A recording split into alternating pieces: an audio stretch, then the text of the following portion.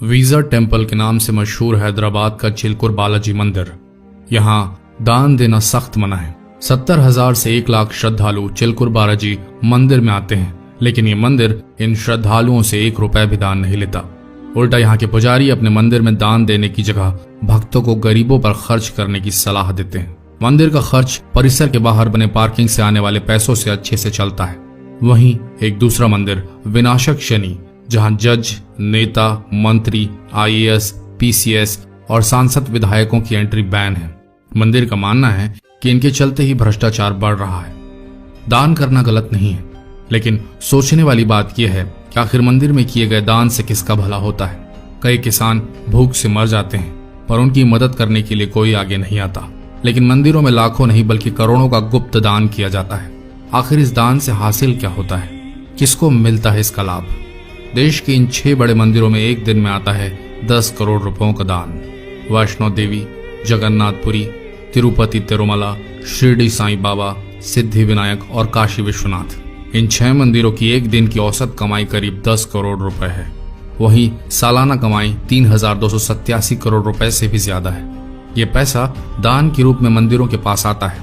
पैसा मंदिरों के रखरखाव के अलावा भी कई तरह से इस्तेमाल होता है। दरअसल अकेले तिरुपति तिरुमला मंदिर की कुल संपत्ति 1.30 लाख करोड़ रुपए है, जो मुकेश अंबानी की दौलत से भी कहीं ज्यादा है।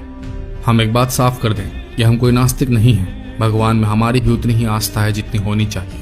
लेकिन सोचने वाली बात यह है कि क्या आस्था जताने के लिए मंदिरों में दान करना जरूरी है? क्या ऐसे लोग जो कि काले धंधे करते हैं, उनके मन में यह बात रहती है कि वे भगवान के मंदिर में कुछ दान करके अपने पाप से बच सकते हैं?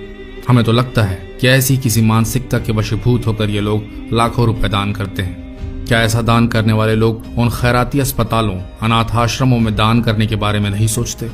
जिन आश्रमों में ऐसे बच्चों को रखा जाता है जिन बच्चों में संभवतः ऐसे बच्चे भी शामिल रहते हैं जो किसी अमीर के याशी की निशानी के तौर पर किसी बिन ब्याही माँ की कोख से पैदा होते हैं।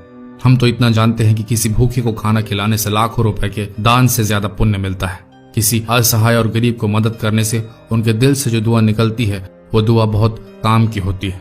क्या बड़े मंदिरों में किए जाने वाले करोड़ों के दान का किसी के पास हिसाब होता है? हमारे विचार से तो बड़ी मंदिरों में दान करने से किसी असहाय, लाचार गरीब का भला होने वाला नहीं है, लेकिन मंदिर के कर्ताधर्ताओं का जरूर भला हो सकता है। अगर दानी इनका ही भला करना चाहते हैं तो रोज करोड़ों का दान करें, हमें क्या। पर कभी कभी बुरा लगता है भगवान भी अमीर हो गए हैं।